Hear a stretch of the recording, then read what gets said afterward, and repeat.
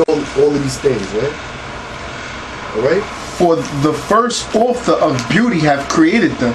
Yep. That's talking about the Lord. All right. Yahweh Shah. But if they were astonished at their power and virtue, let them understand by them how much mightier he is that made them. Yep. For by the greatness and beauty of the creature, prominently the maker of them is seen. But yet for this they are the less to be blamed. For the pre-adventure erred, seeking the Most High and desirous to find him.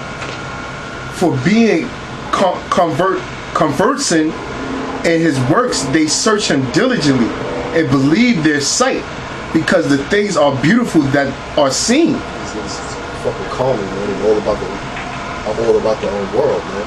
Yeah. Hold on, I got something right quick. This is Ezekiel 8 and 13. It says, he said also unto me, turn thee yet again, and thou shalt see greater abominations that they do.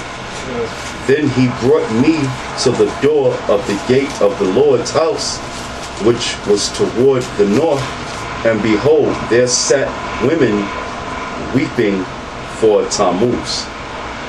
Okay?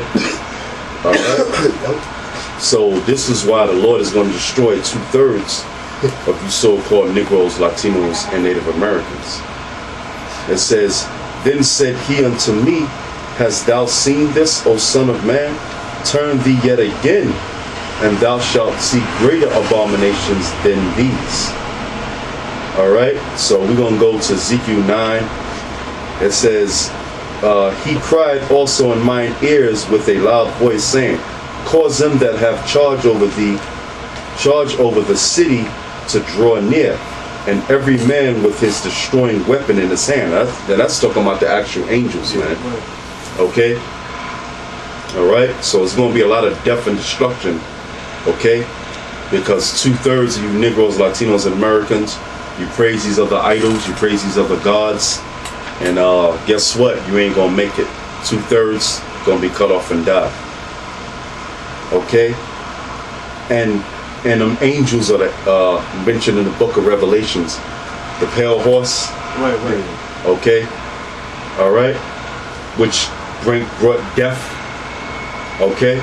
That's actually talking about just dying from the sword, which is the gun, dying from the pestilence, which is diseases, dying from the famine, dying from hunger, which is all mentioned in the scriptures, man.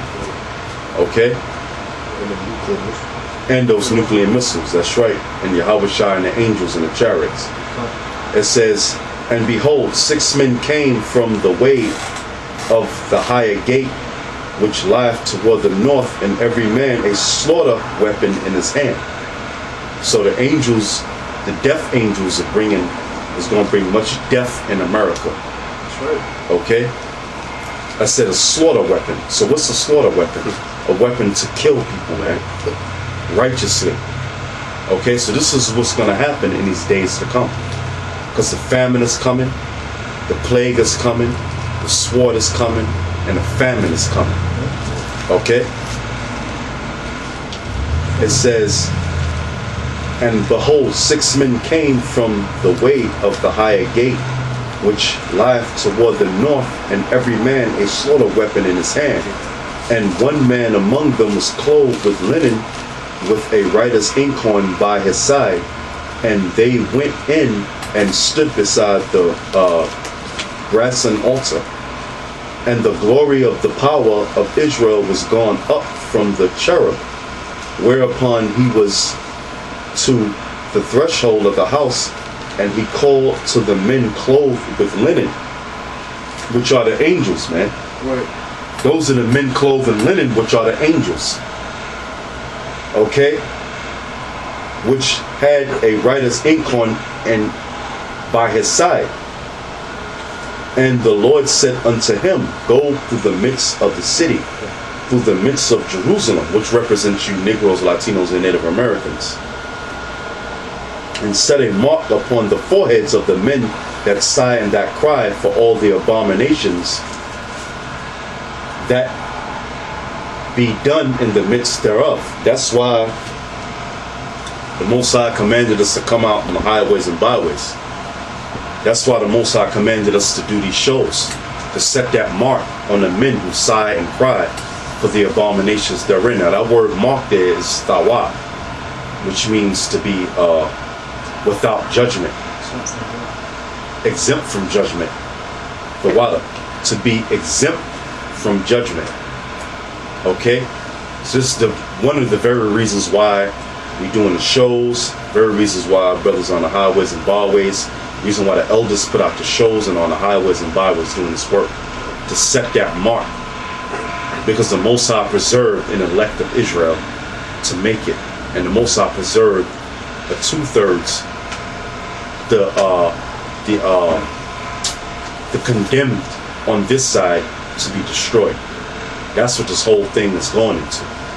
Because you had them women back then in Jerusalem weeping to Tammuz, meaning they were praising other gods, all right, of the other nations, other than the Most High.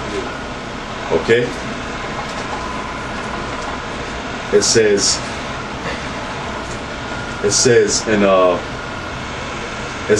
and to the others he said, which are the 2/3 of Israel, you're the others. You know, that's when them start calling you the others, man. Because remember that movie, The Others, that came out? Yeah. They was totally into witchcraft, man. They were totally into worshiping Satan. Okay? So you're the others, man. 2/3 of you Negroes, Latinos, and Native Americans. It says, and to the others he said, in mine hearing, go ye after him through the city, and smite. Let not your eyes spare, neither have ye pity. Slay utterly old and young, both maids and little children, and women, but come not near any man upon whom is the mark. So that's why it's important for you Negroes, Latinos, and Native Americans to get this mark, which in the Hebrew is thawa, which means to be exempt from judgment. Okay? You got to get this truth to be saved in this society. Well, first of all, you have to be chosen by the Most High and Yahushua. Okay? Because that mark, like I said in the Hebrew, is thawa, to be exempt from judgment. And what's the mark? The mark is this wisdom, knowledge, and understanding of the Bible. That's the mark. Okay? Going out there, teaching this word, going out there on the highways and byways, man. That's the mark, getting this wisdom, knowledge, and understanding. Quick scripture. Go ahead. Isaiah 33:6. And wisdom and knowledge shall be the stability of thy times. That's right. That's the mark. That's the mark. Beautiful that the brother put that scripture out. The wisdom and knowledge of what? Of the Bible. Of the proper understanding of the Bible. Because the scriptures say that there's no mate to this book, man. Alright? The Bible tells you the past, the present, and the future. Alright?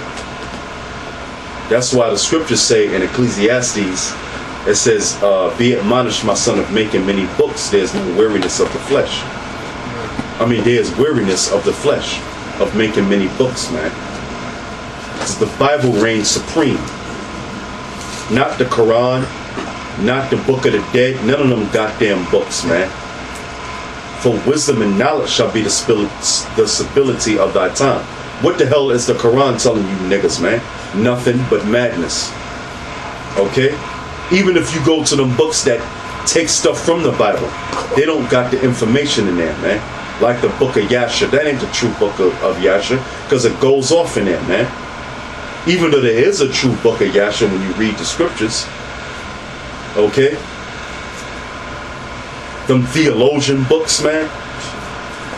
That's not the truth. You got to deal with the straight up Bible, man. Alright?